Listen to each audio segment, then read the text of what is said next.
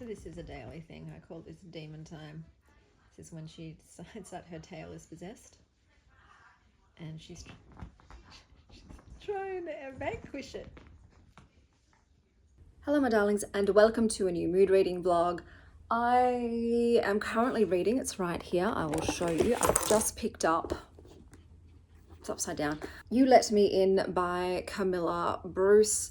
I don't really know what it's about yet. I'm going to read a bit more and then I'll give you my little synopsis of what this is about. It's interesting, it's written in an interesting way.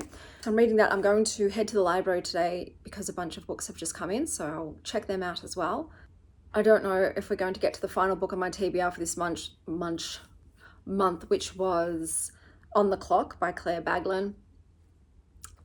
I was hoping we could get a 10 out of 10 this month, but I don't think it's going to happen. We'll see. Today I'm taking Indy to see Bad Guys 2. So we love the book series and she loves the movies. So I got a free ticket for gold class, so I'm just paying for her ticket for gold class, so we're treating ourselves today. And yeah, that's all that's on the agenda, library and movies. So I'll catch you guys once I have read something.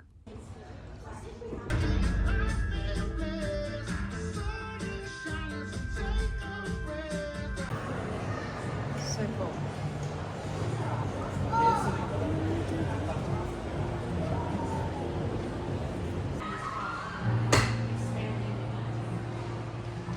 Look.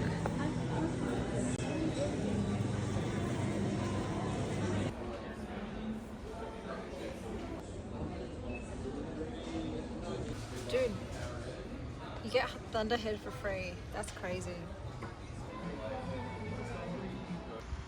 I just love the smell of jasmine. Guys, look who's here. Hello. The other one. Hello. I hope he comes back again. That was just so cool. Hello. Hey guys, I don't have any updates today. I thought I'd just come on to talk about yesterday. So I had a great time at both events, both the book launch and the book club. It's sad that it's the last one of the year, but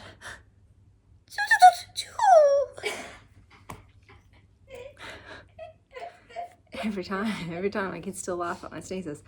And yeah, I had a great night. Today I'm taking the kids out to the NGV, and so I wanted to give you some context of what we're doing today. And when I come home, I'll continue on with You Let Me In and pick something else because yeah, I still haven't even given a glance to my e-reader of what to read next. Oh, actually, I think I did. I'll put it up here. Discontent, maybe? Something like that. That came in. So I'll be going on to that as well. Love wisteria. I love wisteria. Thanks for making fun of me. This is me. We've already done this before.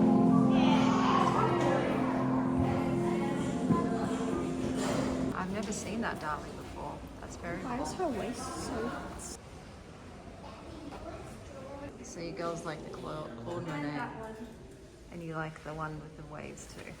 And then with it.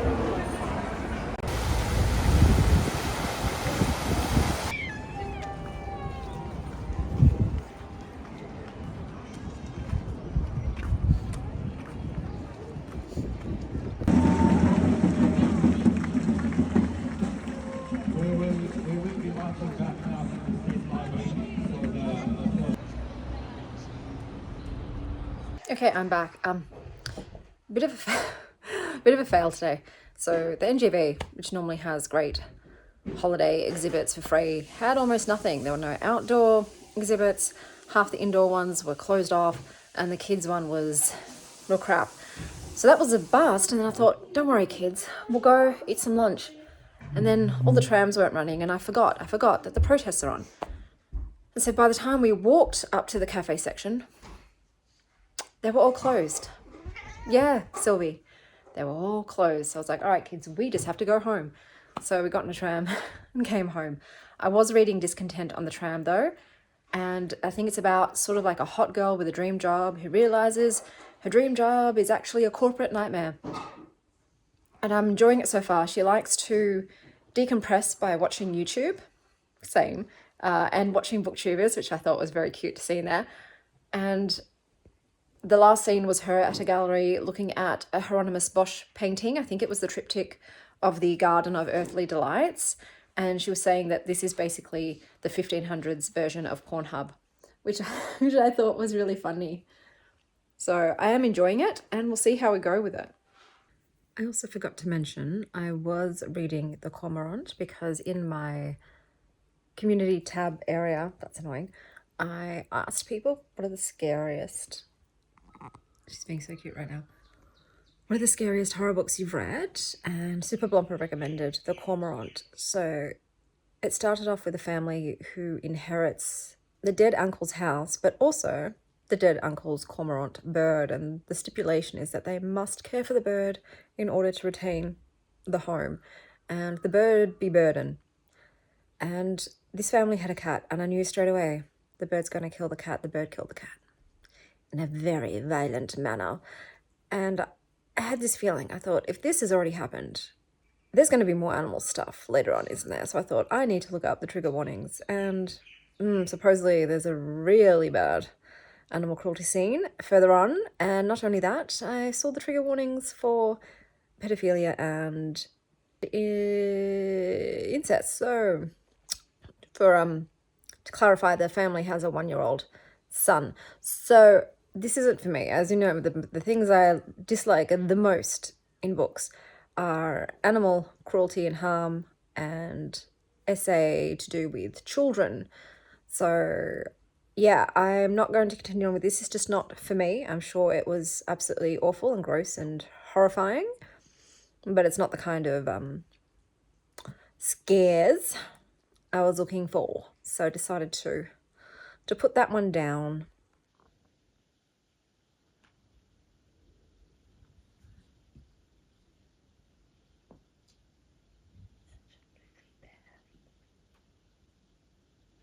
She knew I was talking about her belly.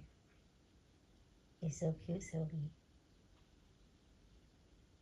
I love you so much.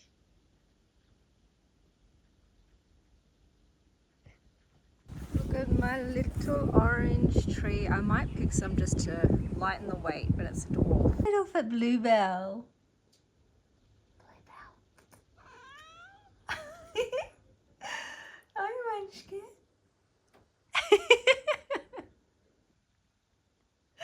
You're funny. You make me laugh. You're so cute. Mediocre book. 5-star cat. 5-star kitty, yeah. Babes. I'm supposed to fold the towel and put it away.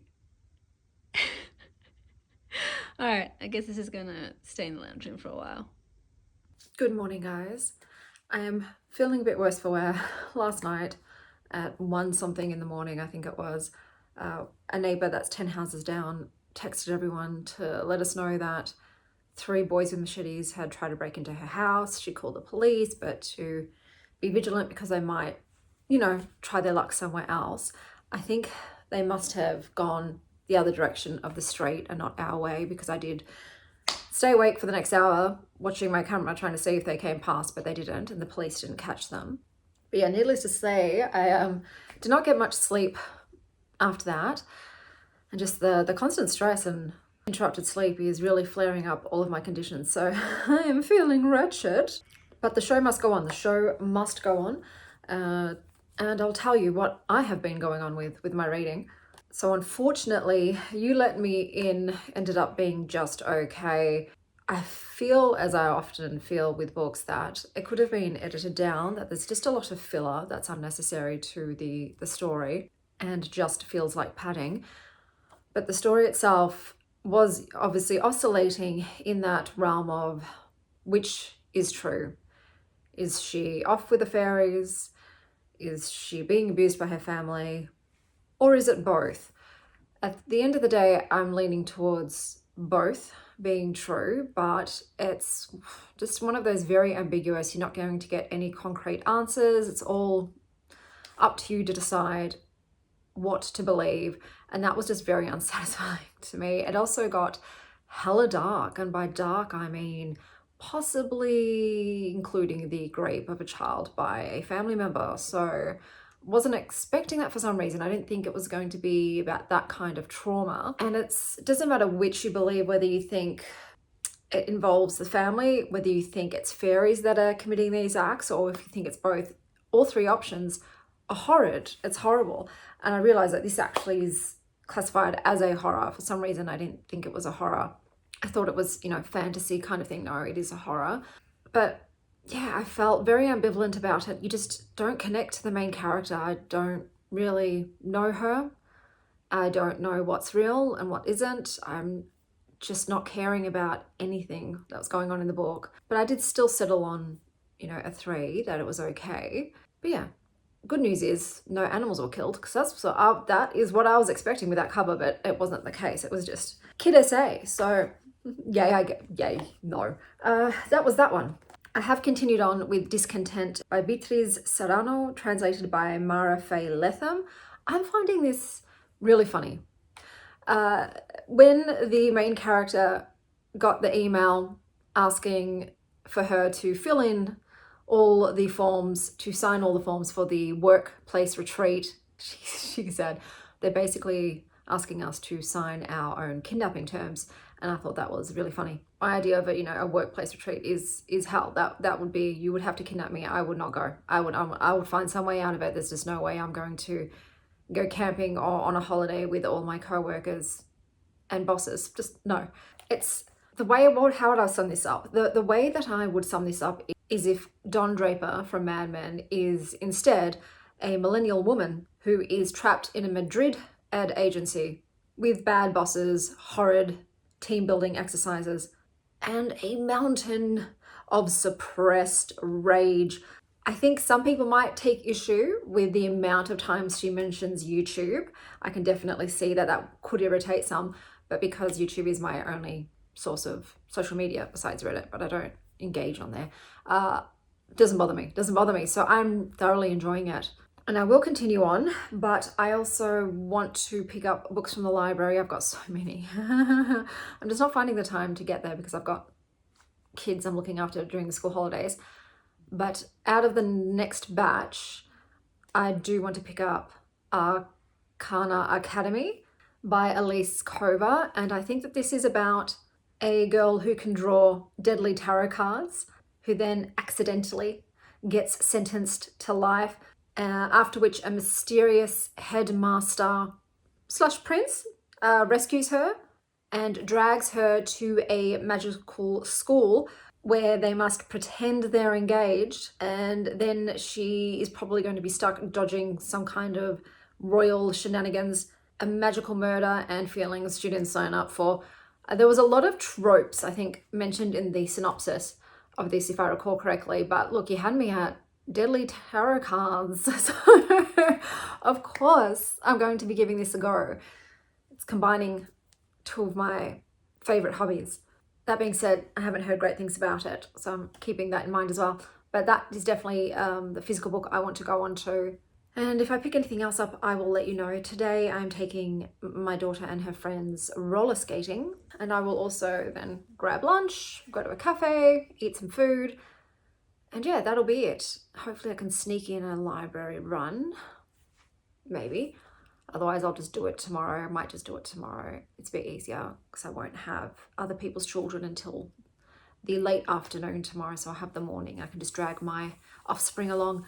I just realized I had lipstick all over my teeth. Oh fuck. Yeah, I'm not re-recording. As you can hear, I'm not up to it. I can't stress my voice out too much today. It is going in and out because of the stress. Stress is a killer. So you're just going to have to deal with the lipstick on the teeth. That's the way it is here. Very, very professional. I'll catch you guys later.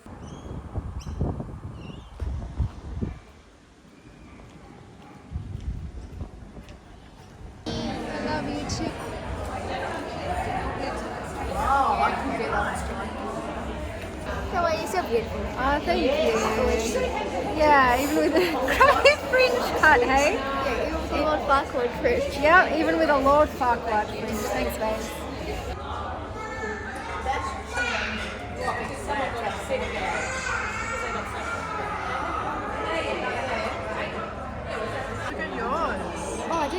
It's good.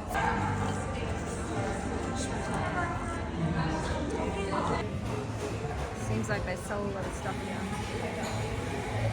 Supposed to be a cat. What did you get? It's a unicorn. Sure, open it up. Can't open it. We reckon that looks like a unicorn. So now we're trying for one of these.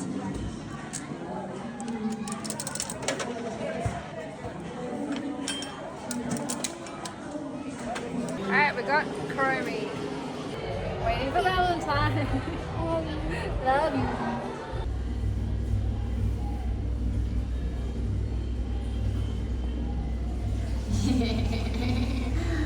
The same thing we do every night, Pinky.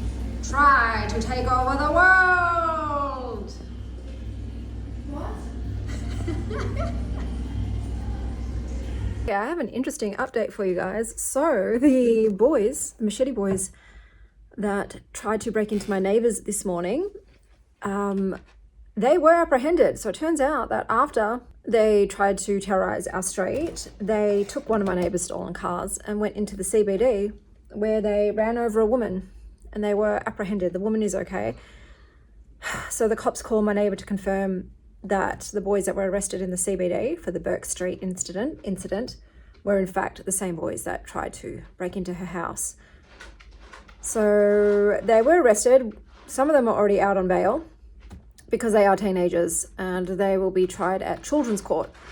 But I do wonder if we will get a break from being terrorised by them in the meantime, now that they've been arrested and charged, or if they're going to keep doing it because, like I said, they've just gone home, or if we've got multiple gangs that are responsible for all of this shit that my street is going through. And I'm sure it's not just my street, I'm sure it's our whole suburb, but you know, I'm just kept in the loop by the people that live on the same street as I do. But yeah, same boys. So man, I'm sorry, but if I don't care if you're a teenager, if you are wielding weapons and you're breaking in and you're stealing shit, there should be consequences. Like those, not just, you know, go home to mum and dad and continue on your crime spree. So I don't know, like I said, I'm hoping it means it was just them that were continuing to, you know, break into everyone's houses here, and that means that we can all just sleep at night.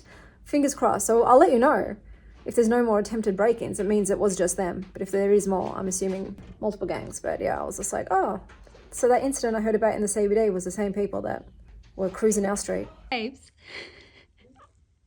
I'm supposed to fold the towel and put it away. All right, I guess this is gonna stay in the lounge room for a while. Good morning, guys. It's been a couple of days, but good news. We've had 3 days with no break-ins on our street, so maybe those boys were one of the ones that were targeting us. But yeah, so far, so good. I've had 3 nights of sleep without being texted by neighbours that someone got broken into or there's people in the property, so fingers crossed it continues because I'm starting to finally calm my nervous system down. I have read a decent amount, so let me tell you what I've been up to books-wise. So I did receive an ALC from NetGalley for Savage Blooms by S.T. Gibson, which comes out on October 9th. You have 2 narrators, so there's a man and a woman, James Birkwood and Rebecca Storm, and sometimes they do Scottish accents because this book has, sorry Sylvie's here, storms, fairies and horny house guests. Scotland said, "Welcome to kinky Wuthering Heights with some magic." I know that isn't awful. I'm really sorry if you're Scottish and I have offended you. I guess this book, it has what you would call gothic yearning, fairy folklore and torrid, storm-trapped lust, and it ends up throwing them all into a crumbling Highland manor like it's a cauldron that demands offerings of candlelight and cum. So the 2 main characters are Yanks. They are Adam, who is on a quest involving some family law, and his bestie Nicola, who desperately wants to get out of the friend zone. And when they arrive to the Highland Manor, they are met by the wild cards Eileen and Finlay. Eileen is the eccentric, chronic illness lady of the house, and Finlay is her brooding groundskeeper. Guys, I'm sorry, but if you have a groundskeeper who's Scottish, I'm going to think of Groundskeeper Willie. from The Simpsons, and I kept doing it the whole time. So that kind of took me out of the book a little bit. The book mostly plays in the liminal zone of danger and attraction. It revels in desire's slipperiness, how easy it tangles with manipulation and arousal. I would say this is for people who like gothic manners drenched in horniness. In short, it's about a messy bisexual polycule with kinky sex. There is not much plot, and I know that the author said this is porn with plot, but babes, where was the plot? Where was it? I put my magnifying glass out, couldn't find it. It was essentially one overly long game of spin the bottle, mostly centered around boring relationship drama. You guys know I can't stand relationship drama, and it was, I'm like, jealousies and then attraction and ownership and blah, blah, blah. It just dragged. This book felt like a 600-page book, even though it was only 300 and so odd pages. I didn't connect to any of the characters. I didn't like a single one of them. And I was pissed off because where were the Fae, bro? We were promised Fae. You know what we got? We got Adam sticking his hand into a cave mouth, shaking it all about. He gets a lick and a bite, and then he pulls it out, and that's what it's all about. And then right at the end, in an epilogue, you get a bit of Fae again.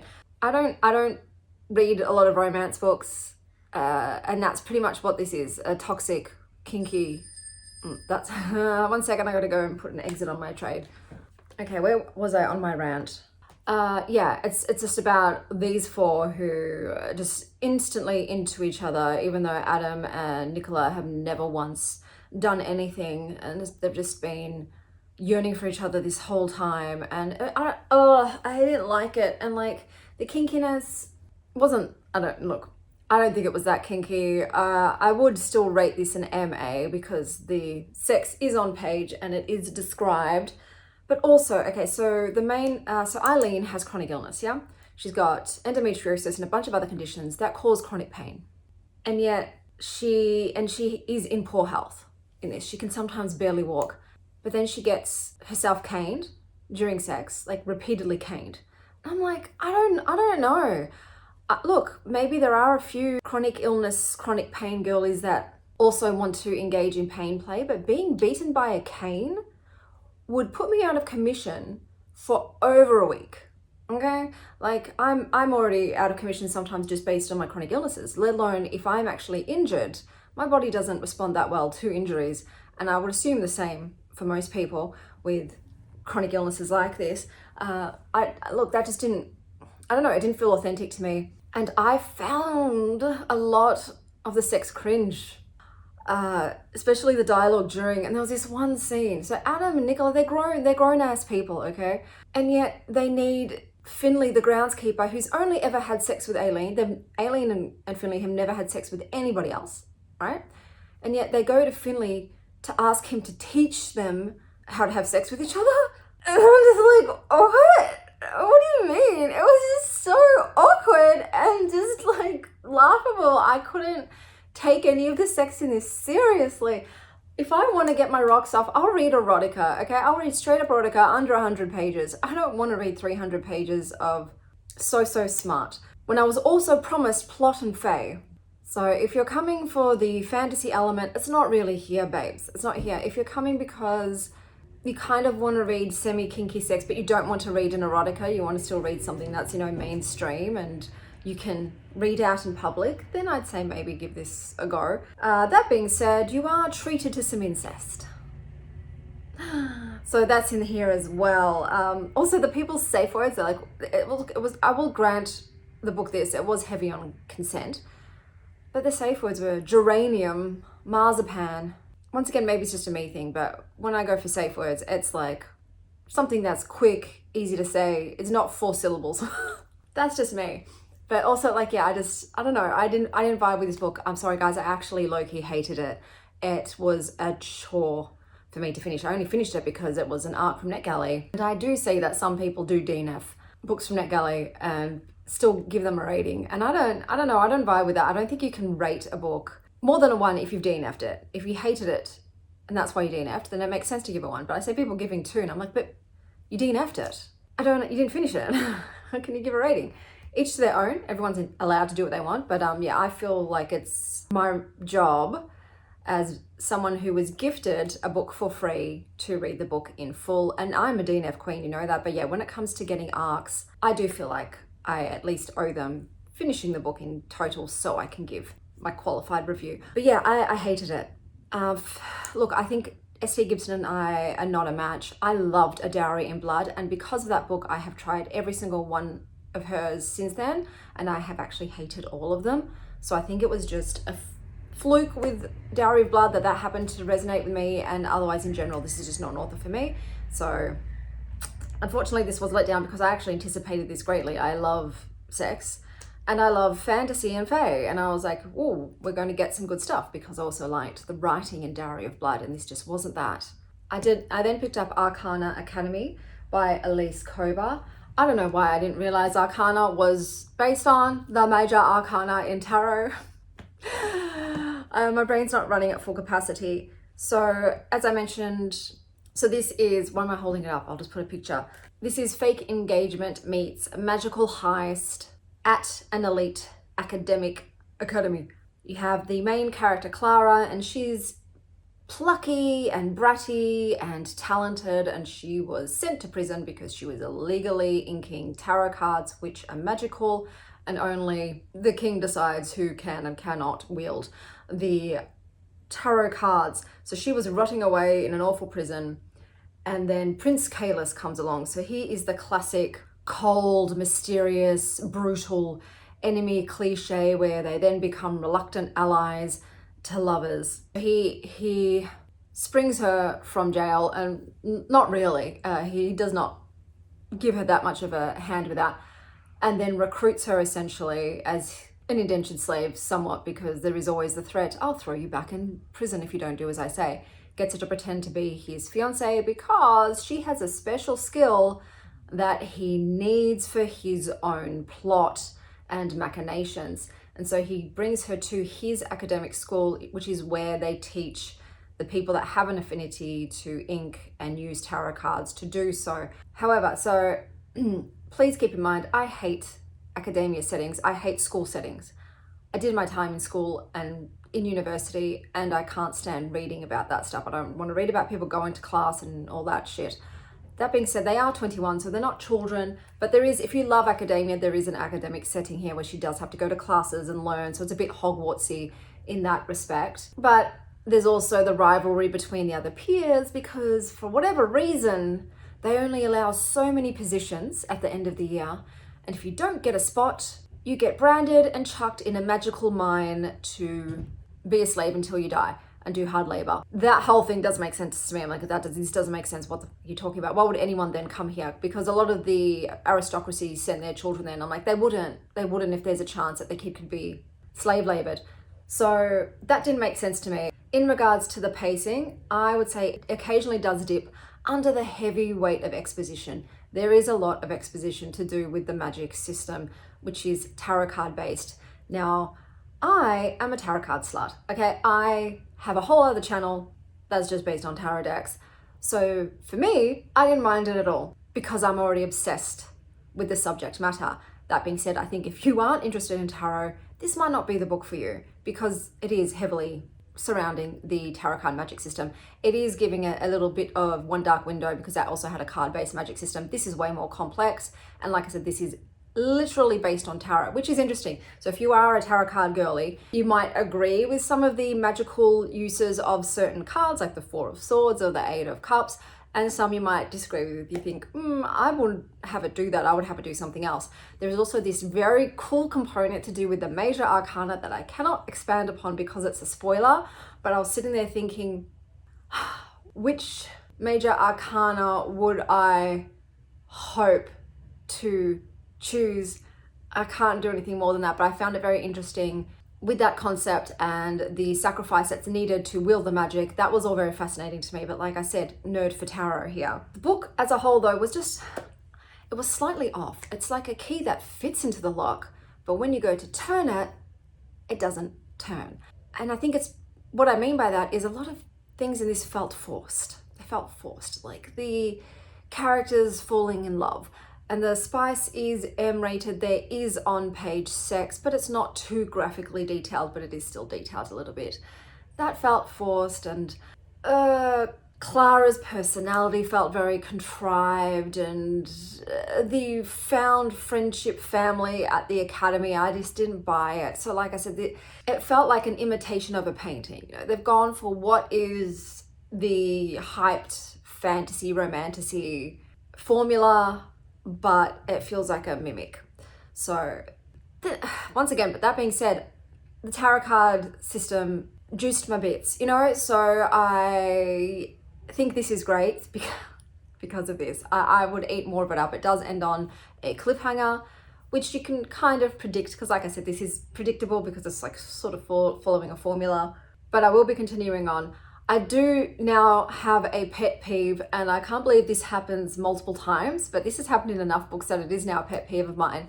And that is when you have a sex scene where the woman is disrobed before her male lover, and he looks at her and he looks at her titties and he says, magnificent. I don't know why that gives me the ick, but it gives me the ick. I don't know what it is about someone standing there and calling titties magnificent, but it's just conjuring magician to me. That's what I think of when I hear that word. I did look up special editions, even though this is not a 5-star book, and I'm not going to do it because it's not a 5-star book for me. It's like a 4. Fairy Loot have a stenciled edge edition that has the tarot cards on the edges, and I'm like, oh. I do wish Fairy Loot would sell their books separately after they've done their boxes, but there's no way I'm paying extortion prices, you know, on eBay to get an edition of it.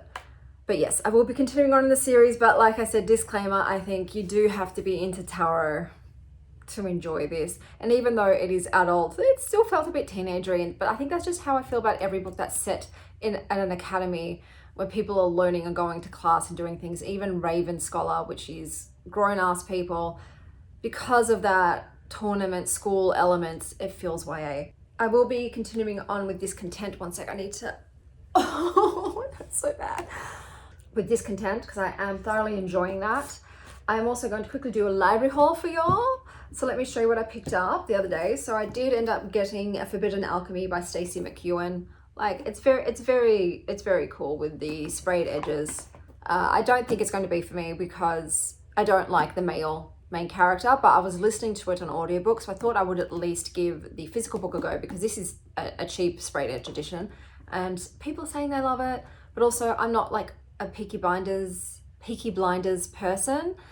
That's just not for me, so I don't think it's going to be for me, but I want to give it a shot. I got in Sea Scraper by Benjamin Wood, so this was listed for the Booker Prize. This is small. I've heard good things about this, so I do want to give it a go. We'll see if I enjoy it. I think it's about a shrimp farmer. Yeah, I don't know if it's going to be for me, but we'll try it. I grabbed this as well. So this is Autocorrect Stories by Edgar Carrot, and it's short stories that are funny, dark, and explore themes of identity, reality, and meaning. Don't know what it's about. The cover. This was a cover grab for me. I was like, what is this? Going to get it. Then we have Levitation for Beginners by Susanna Dunn. This was shortlisted for the Nero Book Awards. Once again, it was the cover that got me, but this is set in 1972, and it's about a 10-year-old and a bikie gang. Probably not for me, but trying it. I always try books, even though if I don't think I'm going to like them, because they're at the library. It's free.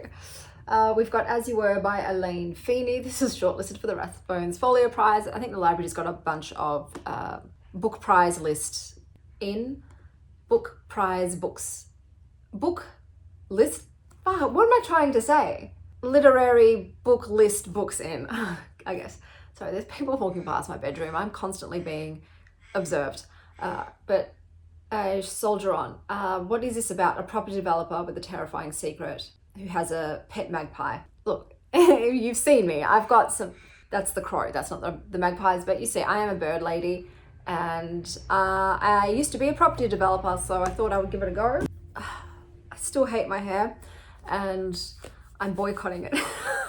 I am heading into the CBD today, because it's spooky season. I wanted to do something spooky for the mood reading vlog, so I'm going to go see the horror movie Him. Not sure if it's going to be my jam, but it was either that or The Conjuring, and I just didn't want to watch The Conjuring, so this is the one I picked. So I'm seeing that. I've treated myself to gold class because I got a discount thanks to my car insurance membership. So always look into that. I didn't know for so many years that when you have memberships for certain things, sometimes they give you kickbacks. Like even my banking app, I just noticed now they've got like promotions and offers that you get money back if you go to certain places. Didn't know. Now I know. And I'm always checking, well, what are you offering me discounts on? And is it something that I use in my everyday life? And I would like to go to the movies more. So got that for less than half price. So I'm doing that today. I'm also going to the CBD library. I was initially, when I signed up online, only going to use that for their e-library catalogue. But at the book club, a lovely member told me that they get in books sometimes within a week when you request the library to buy them. And I didn't believe them. I said, a 1 week turnaround? And they said, yep. And I was like, I'm going to have to test this for myself. I requested books. The next day they told me, yes, your request has been approved and the book has been ordered in. And then 4 days later, some of them have already come in. I was gobsmacked. I'm like, wow. The other libraries take months to years for the turnaround. So I am going in to get a physical library card because you can't just have the online ID if you want to borrow physically. And that does mean I will have to go to the CBD to return books. But I go to the CBD generally a few times a month anyway, so it's no biggie. I just have to make sure not to take too many out because it's such a heavy load and I'd have to take public transport for over an hour, to get there. So I am going to pick up some books that have come in already, which I'm pumped for. I also noticed that they have much shorter wait lists for physical books than the other libraries I go to. And I do much prefer to read brand new physical because I get so many digital because of Libby and NetGalley. So I do like to sometimes have the physical tactile experience, and it's just better for my eyes. My eyes don't do well looking at screens. Even though the Kobo is great, I still get screen fatigue and I just don't like being on electronics. It just makes me feel icky and like I need to touch grass. But doing this, I don't have any hangovers except if I read a 1,000-page book in a day, which I did once and I had a migraine. So I'm doing that. I'm also heading down to the library at the dock in the Docklands because they have a book that I want to read for Halloween. And the downside to Melbourne City Library, they have a limit for reservations. So you can only reserve 20 books at a time.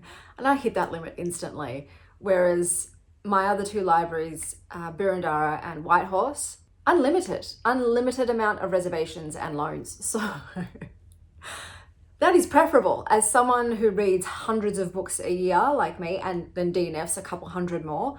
That's preferable. So yeah, with the City of Melbourne Library, I have to be very selective in which books I choose to reserve from them. But yeah, I ran out of reservations and then found that this is the only library that has this one book. So I'm going all the way to the Docklands today as well to get that. So I've got a packed day. I meant to go to my other local library to pick up books, but that's not happening today. That's too much. So we'll see how I go. I'm also, okay, one sec. I got to check if that's an exit or a new entry. Okay, that was a new entry because the market's blown off. Don't know why. I don't think there was anything that was going to be released today, but sometimes it does that. So I've adjusted my exits to try and scratch one of those entries. So what was I saying? Yes, I've got a busy day today doing a bunch of stuff. So you'll have a new library haul at the end of it as well. Oh yeah, that's what I was saying. I got another advanced listening copy on NetGalley. And that is for the book Inner Demons by Stephen B. Platt. This is released on October 28th. The audiobook narrator is Zoe Harlan, who sounds Aussie, but she has a great range of voices. And when she's told to laugh like a chicken getting strangled, she does so. And it's pretty, oh, baby girl. Oh, you're so cute. I love you so much. Yeah, it's not very, no, my lap wasn't very comfy. And the gist of this is the main character's brother is possessed, and as a female dwarf to go out and get help, she fashions a hair beard. So she pulls it over the top of her face and braids it. and sets off on a quest on a world that is literally a cube. It's not a spherical planet, it's a cuboid planet. But yeah, things aren't looking very good for her. So then we add in a retired mage who refuses to leave her tower, an orc detective who drinks harder than he works, and a demon who is failing at damnation. And what you get with all that combined is a chaotic, humorous fantasy noir where saving her demon-possessed brother might not be that likely. So at the moment, it's giving heavy Terry Pratchett vibes. Oh my God, Bluebell! Think multiple POVs, very quirky, cozy fantasy with a fuckload of footnotes, quite meandering. Like I said, heavy on the humor. It's not my kind of humor, unfortunately. But yeah, it's feeling Terry Pratchett, and I don't mind Terry Pratchett, but this is a long book. This is almost 500 pages, and I'm struggling. Because I can tell I'm not the right audience for this. I think if you're a Terry Pratchett fan, this would be right up your alley. So I don't know how we're gonna go, but yeah, I'm pushing through because it is an arc. But like I said, it's got its right people. I don't think I'm it, but it sounded cute and fun, and I was hoping it would be my kind of humor and whatever, but it doesn't seem to be. But it's okay, I will continue on. Like I said, it's an audiobook. I can just plug it in while I sit on the train for an hour, and the audiobook narrator, she's doing a great job. She's doing great, sweetie. So that is everything, and I'll see you guys once I get back from my big day in the city.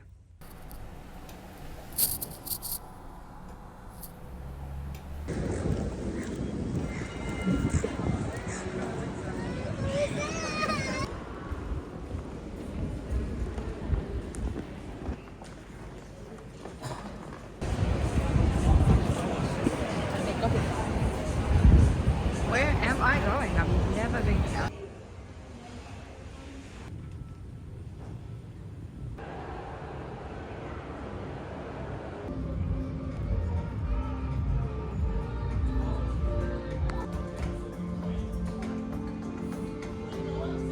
Okay, so things got totally messed up today. The tram was over 45 minutes late. There was an accident. And then I went to the state library, and that's not where you go to pick up books. It's another little itty tiny library in an alleyway. So then I went there. Then I had a POTS episode. I'm still trying to recover.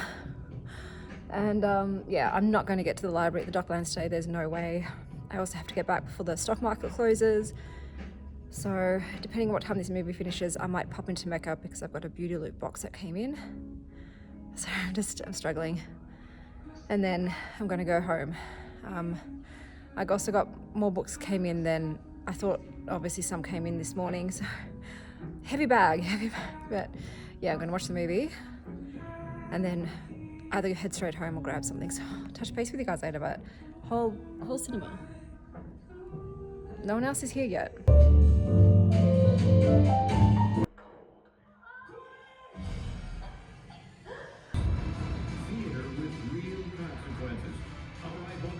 Goddamn hand job. That's your man, best in the world. No, nice to meet you. Skull line fracture with blunt force trauma. Anything else we should know about?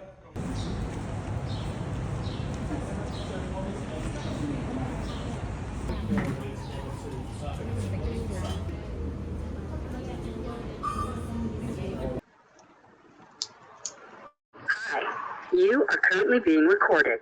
Hi guys, I have returned much earlier than I anticipated. Unfortunately, the drugs my doctors put me on to stop certain things from happening did not in fact stop certain things from happening, which I kind of knew it wasn't going to work because I'm a bit drug resistant with certain things. Anyway, I was okay. I had issues, but I'm okay now. What was I going to say? I only saw half of the movie because of this. I did have to leave because it takes so long to get home. The movie is about an up-and-coming quarterback who gets the opportunity to train with the GOAT and quickly realizes he's joining a cult. I was expecting more humor from it, especially because I did cast Jeffrey's comedian in it. but it actually wasn't that funny. Like, there's a lot of eye candy, but yeah, it's not very funny. There's a lot of violence. It is a horror movie. I was expecting that, but I'm not that mad about not seeing the ending. I'll just read it online to see what happens. Obviously, I hope the hottie survives, but yeah, it wasn't really doing much for me. It's not really my movie, but I knew that going in. But yeah, I was just for some reason expecting a bit more funniness. However, didn't go to the Docklands. I just, yeah, couldn't even finish the movie, so of course I had to come home. The library. So yeah, I probably wouldn't want to hang out at the Melbourne library. It wasn't really a nice vibe there. It's very dark and itty bitty, very small, very claustrophobic. But like I said, they get books quick smart. So very, very quick with the book ordering. I'll show you what I picked up. So I picked up Season of Fear by Emily Cooper. And this is set in a village that borders a monstrous forest. So there's that one. I got Silver Cloak by L.K. Stevens. She will bring them to the knees, because I saw the very cool edition at Dimmicks. So I thought, okay, let's try it out. So it's a fantasy series where magic is fueled by pleasure and pain. I'm predicting I won't like it, but you never know. Another fantasy here. This is Immortal Consequences by Ivy Marie. It's set at an academy, so it might not be my jam, but then Raven Scholar was a 5-star, and that is why I continue to read books that are set at academies, because sometimes they're the exception to the rule. This is about 6 rivals and 1 victor. Once again, this comes in beautiful edition, so I'm always going to try fantasy in case I love it, because then it's a reason to buy a beautiful, beautiful book. And then the final book that I picked up was Hollow Air by Verity Borthwick. And this says, isolation can be hard on a person, hard on the mind, especially when the bush closes in on you in the darkness of night. So this is set in Australia, and we'll see what it's like. I always like to try Australian fiction. So I also, that's Bluebell. I also received, goddamn Blue, some book mail. So I was given The Wolf Who Cried Boy by Mark Mupotza Russell. This was kindly gifted to me by Affirm Press. Special thanks to Alistair. The speed with which they replied to my email and then posted this out to me, legend. I was also sent Ash by Louise Wallace from Allen and Unwin Publishing. So I will be because I got sent these, I will be adding these to this mood reading vlog. So this might be a really long mood reading vlog, guys. Because the trams were delayed by 45 minutes thanks to an accident. Bluebell. Hold on. Oh my God, woman. She's a chaos kitty, that one. Okay, I did get to finish Inner Demons by Stephen B. Platt. So to better sum up the story, the novel follows the dwarf Nelbo, who has more grit than luck, it seems, and is desperately trying to save her brother from the demon possession he's experiencing. The problem is that every exorcist seems to be out of the office, and she does eventually find the one person who may help her. Their name is Grumblchin, and they are a sorcerer who is in retirement and would rather transmogrify visitors into frogs than lift a single spell book. Nelbo does eventually begrudgingly get the sorcerer to take her on as an apprentice, and her quest to wrangle the help is equal parts tragic, amusing, and coated in dwarven stubbornness. Meanwhile, and in another POV, the POV that I could not give 2 shits about, you have Orsnart Rogtog, who is the kingdom's first orc private eye. And they stumble through noir tropes with the subtlety of a charging rhino.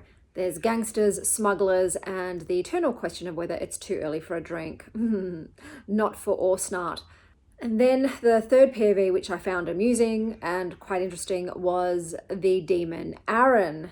He's a rookie, and let's just say his demonic career is not going well. He ain't gonna get that raise. He is sort of cultivating a unique soul-corrupting strategy that could revolutionize damnation if he could just get it to work. The writing is very tongue-in-cheek, and like I said, I think if it's your sense of humor, you will love it, but unfortunately it wasn't my sense of humor. This really is, I would say, for fans of Pratchett and his Discworld style absurdism, and for long ambling fantasies. I would say it's actually not as cozy as I thought it was. You know, when I think if you call people bitch, it's not, you can't really classify it as a cozy fantasy.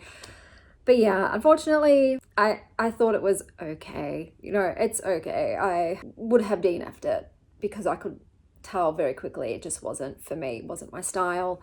But I did finish that, so another one ticked off. Physically, I'm going to start with the wolf who cried boy. So I believe this is about 6-year-old Henry. And Henry thinks that he's a magical star prince. Those are the magpies.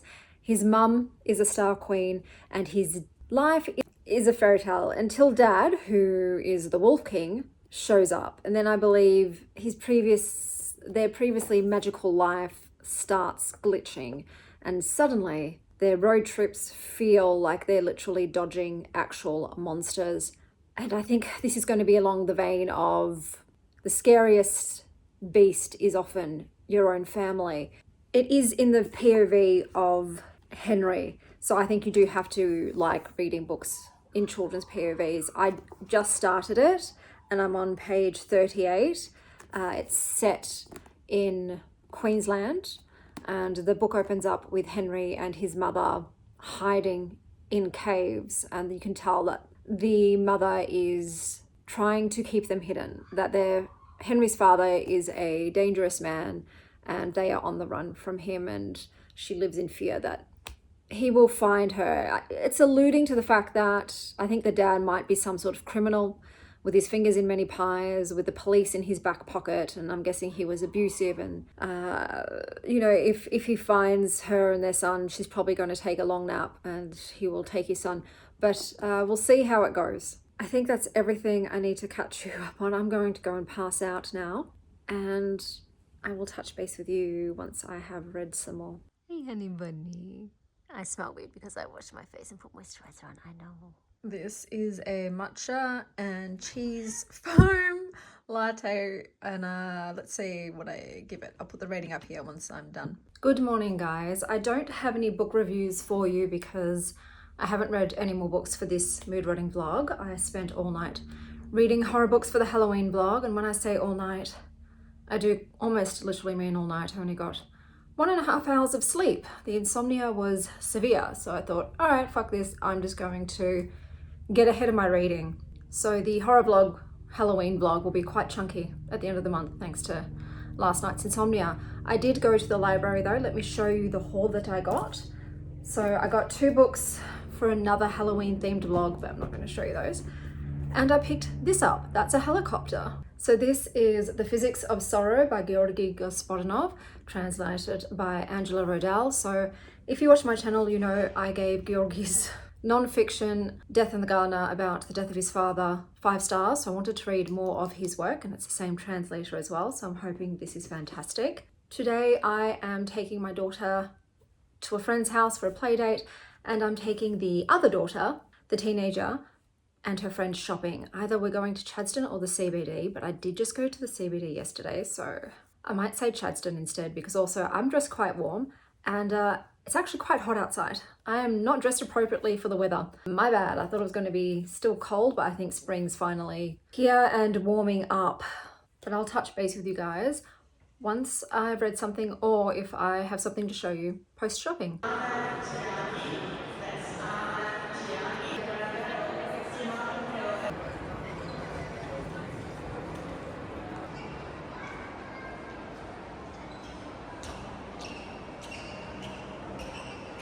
My mum wants me to pick out a pair of sunnies for my birthday, so I'm going to go try some on.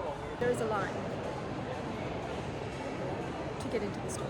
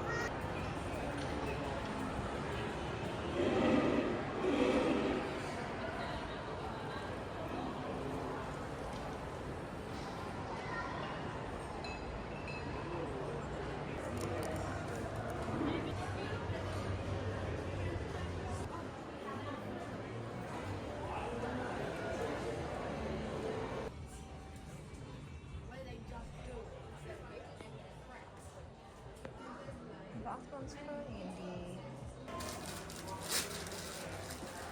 Hey, gorgeous. Your eyes are very pretty in the sun. Yes, they are. Oh, she's the cat that loves being in the sun the most. Guys, I am so rickety wrecked.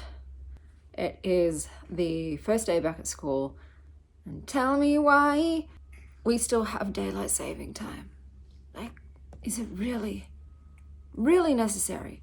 And if it is, why are we starting it the day before school starts? Like, that is the worst time for everybody to lose an hour of sleep.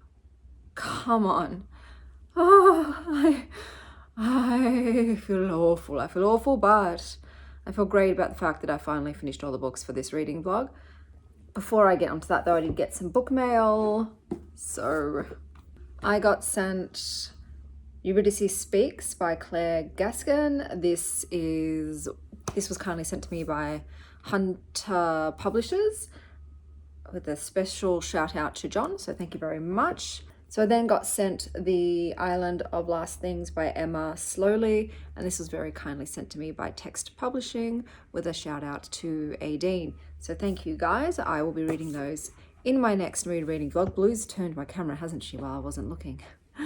Which is very sneaky. Okay, let's talk about the final books that I read. So I did, let me put my glasses on, guys. I am a blind bitch. Woohoo! So I finally finished Discontent by Beatriz Serrano, which was translated by Mara Faye Letham. And this was about Marissa, who, oh my God, I forgot to mention too, I was kindly sent, I haven't got my copy, it's in the bedroom, a copy by Penguin Random House. Thank you very much. Special shout out to Amour.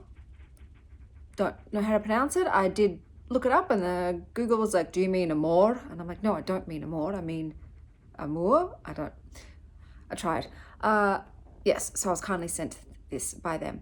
And as I said, this was about Marissa, who's the main character, and on paper, she got it all. But underneath, endless ennui. And for me, the book was shining with satire. Bosses were being portrayed like cartoon villains, and the corporate retreat was equal parts cult and bacchanal, and the whole thing was teetering between office comedy and a psychological breakdown. It's a novel for anyone who's stared at a PowerPoint presentation and thought, this is how I die. It's an ode to modern work culture and dissatisfaction. It doesn't have a neat empowerment arc where the heroine finds balance. Instead, it's about the mess of being a human when capitalism demands that you brand yourself like a product. It was bold, biting, and a little unhinged. In the best way. I thought it was a wickedly funny anti-office novel. I would say read it if you've ever fantasized about burning your corporate ID badge and running away into the Spanish sunshine. Marissa was just a really fun, unhinged, jaded character. Look, I have a soft spot for anti-work, unhinged women fed up with their job and their life in general books, but this one just nailed it. It was, like I said, rather humorous. I chuckled a few times. It is very much vibes over plot though, okay? And it does get a little bit wacky towards the end there. It goes off the rails a little bit, but I had a fun time. Fuck.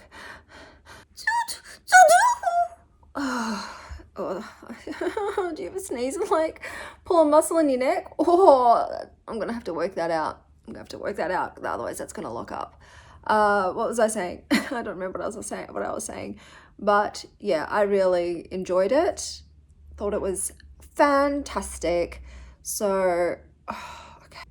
On to the next book I read, which was The Wolf Who Cried Boy by Mark Mulpotzer Russell, kindly sent to me by Affirm Press. I think I've already mentioned all this.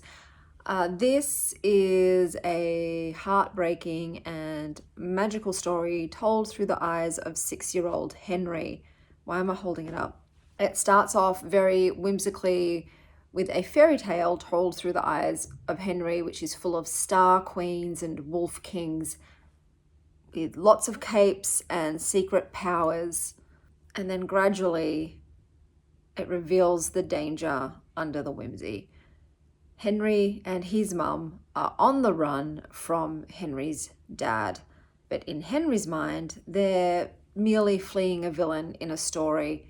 But as they travel on the way to his dying grandma's house, the boundaries between myth, memory, magic, and menace start to blur, and Henry's fragile beliefs are tested. Got a lot of powerful themes around violence, domestic abuse, family, fear, trust, and how children absorb warped truths, which makes this a very visceral read. There's a very strong character voice because you are in Henry's POV, and the book weaponizes childhood wonder. Every bit of fairy tale logic becomes a coping mechanism for trauma. And by the time you realize what's truly happening behind Henry's make-believe, it is too late to protect him. Stylistically, it was a mix of Australian realism and lyrical fable, with gut-punching moments of violence, fear, and adult corruption. There's misogyny, domestic abuse, police corruption, and intergenerational harm. I was also getting the vibes of a little bit of Little Red Riding Hood allegory. So you have the Wolf King, who is the big bad wolf, and he embodies the predatory danger of the original wolf. Charming, magnetic, and menacing underneath. The wolf here isn't just a person. It's a symbol of patriarchal violence and the cycles of control that the mother and Henry are trying to escape. And then you've got Henry and his mum, and they're a little bit of a Little Red Riding Hood hybrid. You know, the road trip back to Grandma's house mirrors Red's walk through the woods. A journey through danger disguised as normalcy. And by filtering abuse and fear through a child's magical layers, the author recasts the fairy tale as an internal survival mechanism. And then you have grandmas. And grandmas represents the threshold or the truth at the end of the journey. It's death, revelation, or confrontation.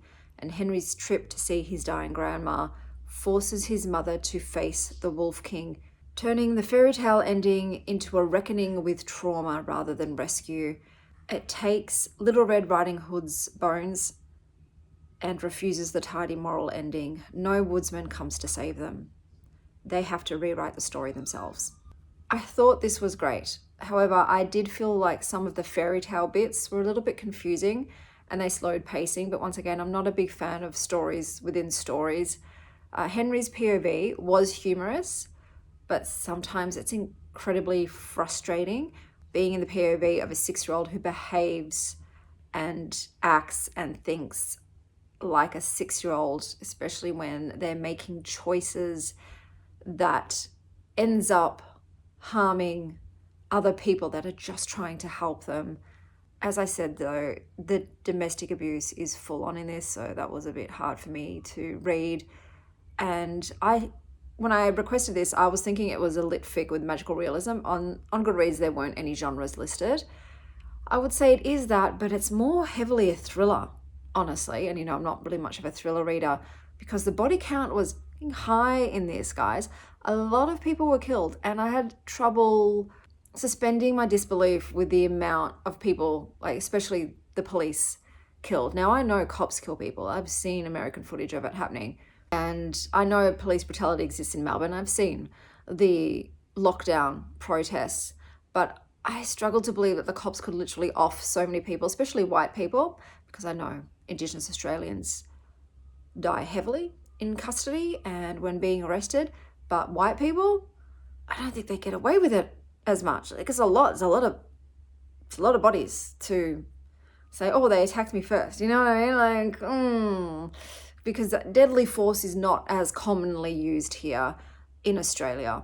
And then too, you have to have all the other cops covering for each other. So like, I'm aware police corruption does exist, but this was a lot. But that's why it felt like a thriller. It felt like thriller levels of violence and murder. But I did appreciate that the book did show that there are people and organizations who care and who try to protect victims of domestic abuse. But yeah, it was a bit of a tough read, to be honest. Then the final book I read for this reading vlog was Ash by Louise Wallace, which I was sent by Alan and Unwin very kindly. So this book is about a frazzled rural vet who is on maternity leave but is called back into work to battle farm calls, kids, and a spewing volcano, while discovering her own inner fire might be on the verge of eruption. So Ash has this volcanic tension. It's set in New Zealand, and there's been a bit of a climate catastrophe in that a volcano is spewing poisonous ash into the air. It's also very much about the quiet heat of everyday motherhood. So the author has crafted this story that feels very grounded in the mud, blood and milk of rural vet life. And Thea, the mother of the vet, is juggling the nappies and the vet calls and the looming eruption. And she embodies the simmering pressure of a woman pulled in every direction. She's overburdened, overwhelmed, and over it. The mental and the physical exhaustion of constant giving, professionally and personally, builds like a pressure beneath the surface. It commented a lot on domestic labor and gender roles, with societal expectations placed on women to manage it all and to do so quietly, competently, and without recognition. It also noted the double standards of workplace misogyny. When conferring with her work colleagues, they refuse to hire a woman because what if she decides to have a kid one day and go on maternity leave, despite the fact that these men all had multiple children of their own. I feel like it was part domestic drama, part eco-sci-fi, and part meditation on identity, burnout, and renewal. It was very stylized with different formats, so I'm going to show you what I mean by that. You have, what are these called?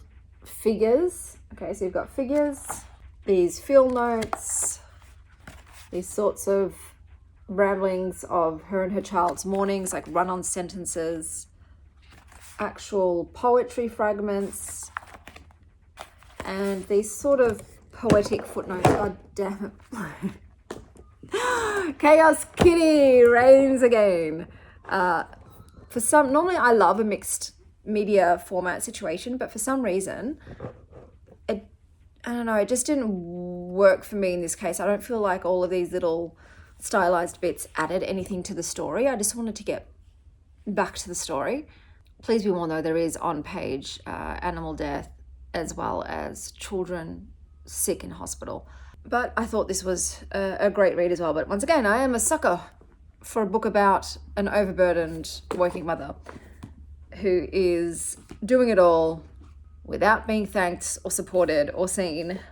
So I will now sum up all the books I read in this reading vlog. Sorry for the angle change, Blue knocked it all down. So we had Savage Blooms by S.T. Gibson, a dark story of lust, legacy, and fairy mischief. You Let Me In by Camilla Bruce. Is it bloodthirsty fairies or predatory family? Bluebell, please. Okay, well, at least she's off the table. Inner Demons by Stephen B. Blatt. A witty cube-shaped romp full of demons, dwarves, and dubious decisions. What's she doing?